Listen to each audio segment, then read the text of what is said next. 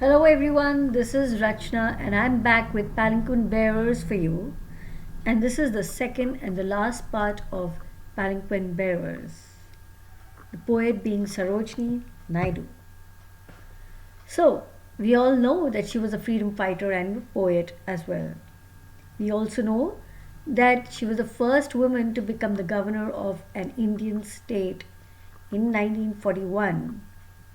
And of course, she took active part in Satyagraha and she even represented Indian women in a roundtable conference which was held in London in 1931.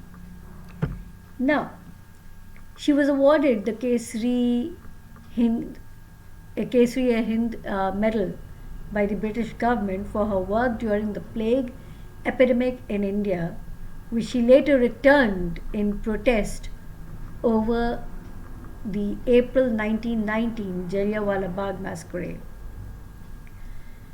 Now, children, this asteroid 5647 Sarojni Naidu was discovered by Eleanor Helin at Palomar Observatory in 1990 and was named in her memory.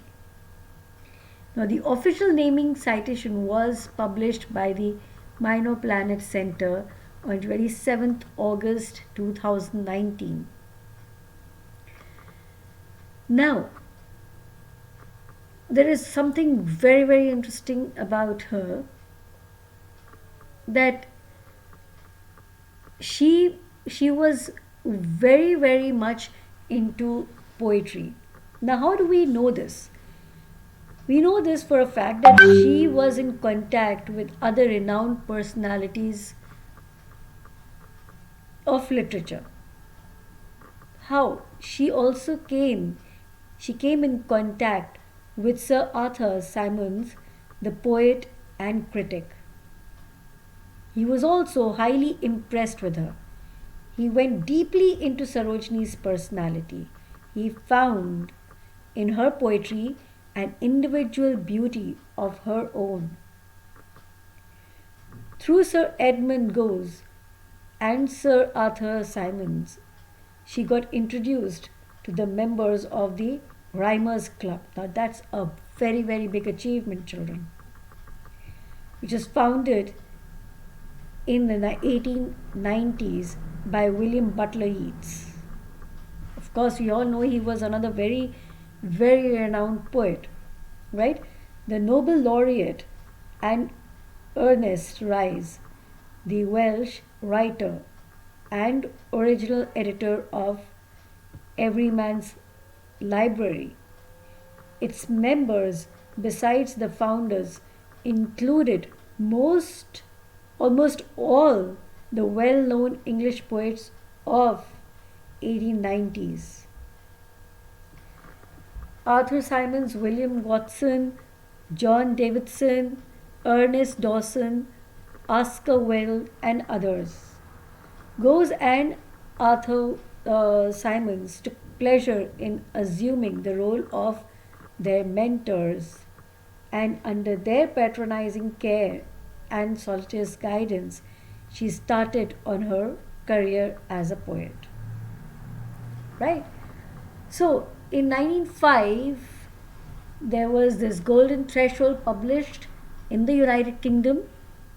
1912, The Bird of Time, Songs of Life, Death, and the Spring, published in London.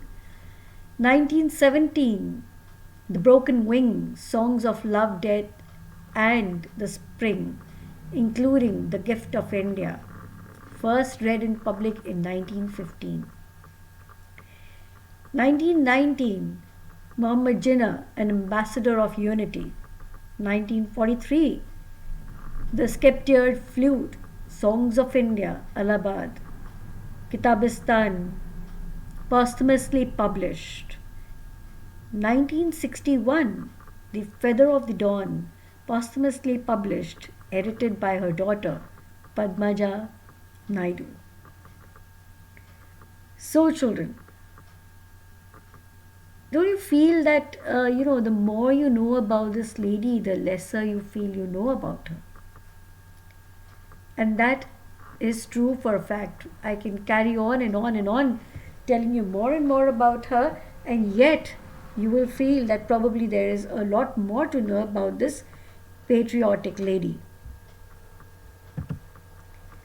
So, we have already gone through the poem, but yet again we shall go through it. Lightly, oh lightly, we bear her along. She sways like a flower in the wind of our song. She skims like a bird on the foam of a stream. She floats like a laugh from the lips of a tree. Gaily, oh gaily, we glide and we sing. We bear her along like a pearl on a string. Softly, oh softly, we bear her along. She hangs like a star in the dew of our song. She springs like a beam on the brow of the tide. She falls like a tear from the eyes of a bride. Lightly, oh lightly, we glide and we sing. We bear her along like a pearl on a string. Now, for the explanation bit, I think you should refer to the first part of this particular poem. So here we get started with the poetic devices, right? So the first poetic device is simile. Now, simile is a comparison between two objects of a different kind, which have, however, at least one point in common. It's usually introduced by like or as. Okay? So, she sways like a flower. She skims like a bird. She floats like a laugh. We bear her along like a pearl on a string. She hangs like a star. She springs like a beam. She falls like a tear. So, this is simile. I think in other poems also we have discussed simile quite often, right? So the next we have is metaphor, which is an implied simile. We all know that, right? It involves direct comparison of two different things without the use of as or like. Okay, here I would like to clarify that metaphor is, it is comparing, but it compares with the properties. Okay, so wind of our song, in this phrase the poet calls melody as wind. Okay, brow of the tide, here the top layer of water tide is called brow, right?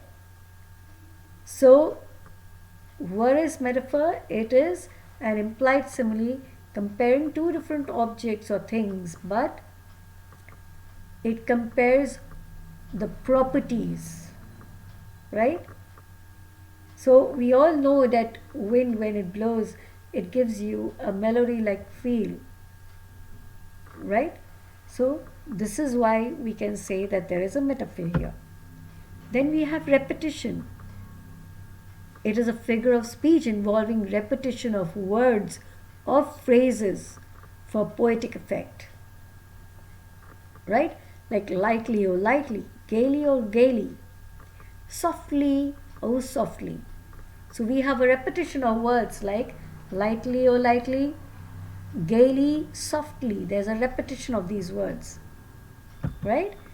So we have alliteration. Please do not confuse it with repetition, okay? Because here there is a consonant sound which is being repeated at the beginning of a word or words or stressed syllables. Sometimes the repetition of initial vowel sounds, which is the head rhyme, is also referred as an alliteration. So we have these consonant sounds S, S, L, L, G, G, B, B, like she sways, she skims, like laugh lips, gaily glide, beam brow, right? So again I repeat, do not confuse it with repetition, because repetition is different because that is repetition of words. Here it is the repetition of the sound, right? So, refrain. Now, refrain in poetry is a word, line, or phrase that is repeated within the lines or stanzas of the poem itself. I think you'll be able to best understand it with these examples, like lightly, oh lightly we bear her along. So what do we have? We bear her along is repeated twice. Once with lightly, oh lightly, and second time softly, oh softly. Right? So we have refrain here. Gaily, oh gaily, we glide and we sing. Lightly, oh lightly, we glide and we sing. Again, we glide and we sing is repeated twice in the poem. Right? Again, another line which is repeated twice is we bear her along like a pearl on a string. Right?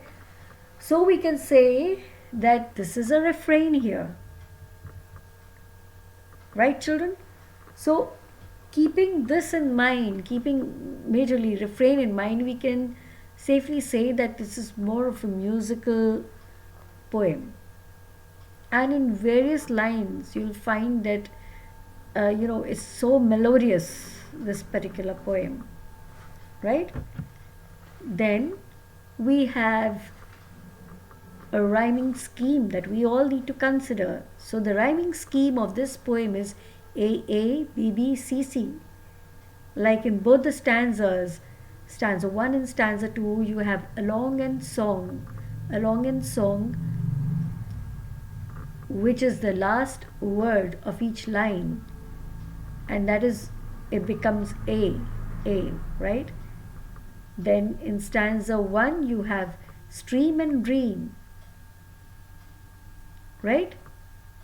Which is the third and the fourth line. Then tide and bride in stanza 2. So it becomes BB.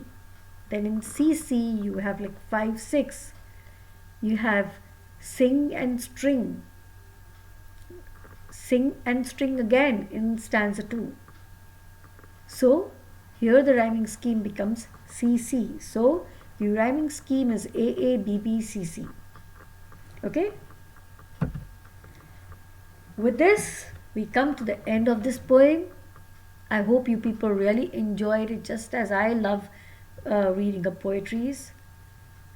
Well, thank you so much for being here, listening to this. And I hope you all have a very, very wonderful day. And do take very, very good care of yourself. Bye-bye.